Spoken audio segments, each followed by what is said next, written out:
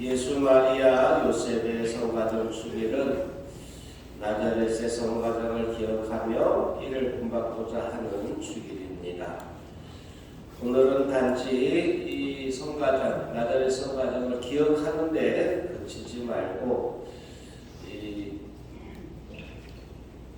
정말로 나자렛 성가정과 함께 그렇게 거룩한 가정이 되기를 함께 간절한 마음으로 기도했으면 좋겠습니다. 이번 주간, 한 주간이 내내 이 가정 성화를 위해서 함께 그래서 기도하자 하는 가정 성화 주간인 것입니다. 교회는 그만큼 가정에 대해서 중요하게 생각합니다. 가정이 변해야 세상이 변한다. 이런 말이 있듯이 말이죠. 교회뿐만 아니라 우리 모두는 가정에 대해서 큰 관심을 가지고 있습니다. 가정이 왜 중요합니까? 그리고 또 우리 가정이 어떻게 나아가야 거룩하게 변화될 수 있겠습니까? 가정은 우리가 알고 있듯이 가장 작은 교회입니다. 가정이 모여서 교회가 되고 교회가 모여서 교구가 되고 교구가 모여서 전세계 가톨릭 교회가 됩니다. 그 중에 가장 작은 교회 공동체가 가정인 것이죠. 이 가정이 잘 되면 교회가 잘 되고 세상이 잘 되는 것이라고 볼 수가 있겠습니다. 우리가 마음을 두고 보아야 할 대상은 가정이고 그 가정이 기도로 나아갈 수 있었으면 좋겠습니다. 마리아와 요셉에게 순종하시며 가정생활을 거룩하게 하신 예수님, 저희 가정을 거룩하게 하시고 저희가 성가정을 본받아 주님의 뜻을 따라 살게 하소서. 가정생활의 자랑이며 복음이신 성모 마리아와 성모 요셉, 저희 집안을 위하여 빌어주시어 모든 가족이 건강하고 행복하게 하시며 언제나 주님을 섬기고 이웃을 사랑하며 살다가 주님의 은총으로 영원한 천상 가정에 들게 하소서. 여러분도 잘 알고 계신 가정을 위한 기도입니다. 가정은 모든 생활의 가장 기초이고, 그래서 가정에서부터 모든 것을 배울 수 있는 것이죠. 사랑도, 신앙도, 인성도 가정 안에서 만들어지는 것이기 때문에 가정이 거룩하게 변화될 때 우리 사회도 거룩하게 변화될 수 있지 않을까 생각합니다. 가정이 무너지면 세상이 무너질 것과 같다. 가장 기초가 튼튼해야 되는데 그 기초가 허물어져 버리면 세상이 허물어지지 않습니다. 그러니까 가장 기초 다리 공동체인 가정이 튼튼하게 거룩하게 변화되는 그것이야말로 이 사회를 건강하게 만드는 비결이 될 수 있을 거라고 여겨집니다. 그러면 이 가정이 나자렛의 성 가정처럼 그렇게 거룩하게 변화되기 위해서는 어떻게 해야 하느냐? 얼마 전에 저는 본당에 천년석제를 앞둔 아이들의 가정을 방문한 적이 있습니다. 각 가정에는 저마다 십자가 보살도 걸려 있고 또 성모님과 성물들을 모셔놓는 제단을 따로 이게 둔 가정도 있었습니다. 어떤 집은 추가 여러 번 켜져 있어서 초신지도 살아있고 기도하는 그런 모습이 비춰지는 그런 가정도 있었지만 또 어떤 집은 제단은 있을 때 먼지가 초에 수북히 쌓여있고 그러니까 언제 기도했는지 언제 촛불을 켰는지 모를 정도의 그런 모습을 갖고 있었습니다. 그래서 제가 가정 방문을 하면서 저는 저를 앞둔 아이와 그 부모들에게 가족이 함께 기도하는 시간을 꼭 갖도록 하십시오 하고 권고한 적이 있습니다. 성가정은 이렇게 부모와 자녀가 함께 기도하는 가정이 아니겠는가 생각합니다. 물론 나자렛 성가정도 문제가 많았죠. 부모와 자식들 또 부부 사이에 어떤 문제가 있었는지 문제가 없었다고 생각하지 않습니다. 많은 위기도 어려움도 고난도 함께 있었 그것을 있지만 그럼에도 함께 기도하고 이겨나갔다고 여겨집니다.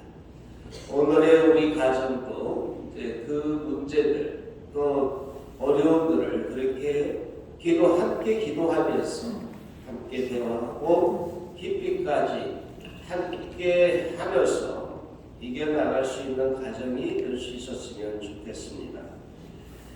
12살 때 부모와 함께 예루살렘의 파스카 축제에 예수님은 참석하였는데 그 축제를 마치고 돌아갈 때 예수님은 3일간이나 잃어버렸던 부모들의 마음은 아이를 잃어버렸구나 하는 그런 마음으로 굉장히 어려웠을 것입니다. 그런데 며칠을 찾아서 아이를 찾았는데 이 아이가 하는 말이 굉장히 와닿지가 않습니다. 왜 저를 찾았습니까? 저는 제 아버지 집에 있어야 하는 줄을 모르셨습니까? 12살 된 이 아이에게서 이런 이야기를 들었던 부모는 이해할 수가 없었습니다. 그럼에도 부모는 그 모든 일을 가슴 깊이 간직하였다고 복음은 전하고 있습니다. 왜 그랬느냐? 회초리를 들거나 때리거나 혼내거나 그런 글쎄요. 그 내용은 나와 있지 않아요. 다만 깊이 간직하였다. 가슴 깊이 간직하였다. 사실 부모가 자녀들을 기를 때 왜 그렇지? 그 아이들은 이해할 수가 없을 때가 있죠. 그럼에도 가슴 깊이 그 자녀들의 모습과 일들을 가슴 깊이 간직하는 일들이 있을 수 있겠습니다. 그 안에 함께 기도하고 함께 그 뜻을 하나님께 묻는 기회가 되리라고 생각합니다.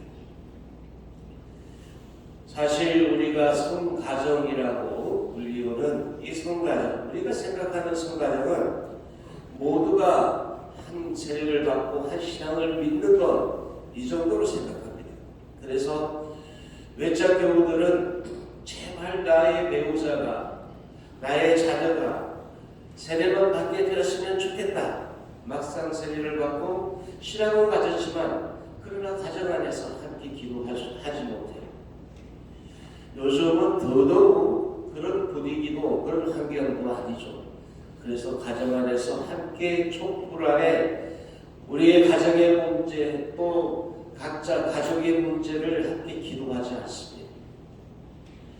요즘은 가정이 그저 집안에 함께 거주하는 거주 공간으로만 생각하는 것 같습니다. 거주 공간이 아니라 함께 삶을 나누고 함께 기도하고 주님이 함께 계심을 체험하는 사랑의 공동체가 바로 가정인데 말입니다. 그래서 자신의 기대가 채워지지 않으면 가정 안에서도 얼마든지 찢어지고 뭉개지고 상처주고 하는 그런 모습들을 보게 됩니다. 부모와 자녀 간에도 자신의 눈높이에 맞지 않으면 그냥 공격하죠. 그리고 뭐라고 합니다.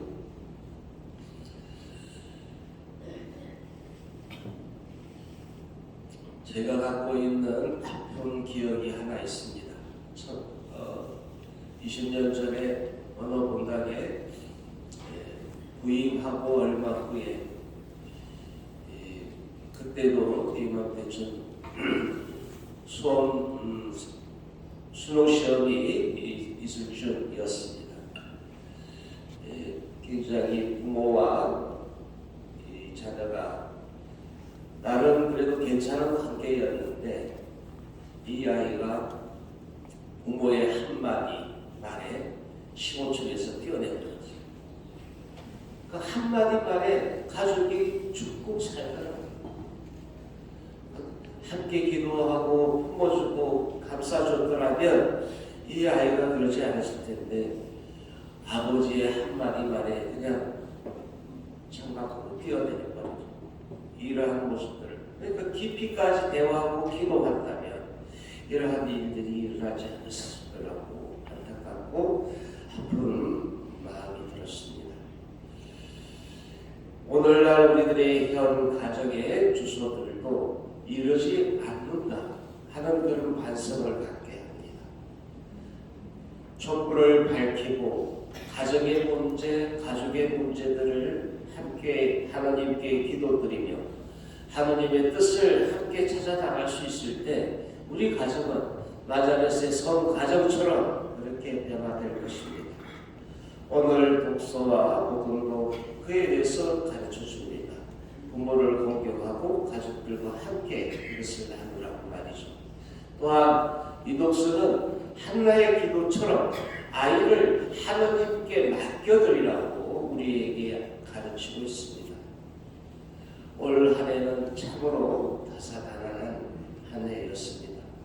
그 한 해를 마무리하면서 가족 구성원들 중에서 혹시 자신의 사랑이 필요한 가족은 없는지, 소외되고 상처받고 외로워하는 가족은 없는지, 지난 1년 동안 남편은 아내에게, 아내는 남편에게, 부모는 자녀에게, 자녀는 부모에게, 서로가 서로에게 진정 선물이었는지 성찰하는 시간이 되었으면 좋겠습니다. 그런 가족 구성원이 있다면 이제는 그들을 따뜻한 마음으로 품어주고 그들을 위해서 함께 기도해야 되겠습니다. 최근 비상계엄으로 나라가 여전히 혼란스럽고 어렵고 힘든 시간이지만 짙은 어둠이 지나면 새벽이 오듯이 여러분 가정이 하느님의 은총과 도우심으로 희망찬 새해를 맞이하고 사랑에 기초한 성가정이 되어 그 가정이 바로 하느님 나라가 되었으면 좋겠습니다. 단순히 집으로 가족으로 돌아오는 것이 아니라 하느님 나라로 들어간다는 기쁜 마음으로 늘 돌아갈 수 있는 그런 가정을 만들기 위해 함께 기도했으면 좋겠습니다. 또한 20년을 한결같이 운전성당 사무실을 지켜주었던 헬레나 사무장님이 이제 정년을 맞아 가정으로 돌아가시게 되었습니다. 바울 그동안의 노고와 기도를 감사히 여기며 사무장님의 영육간의 건강과 그 가정이 성가정이 되기를 특별히 기도했습니다.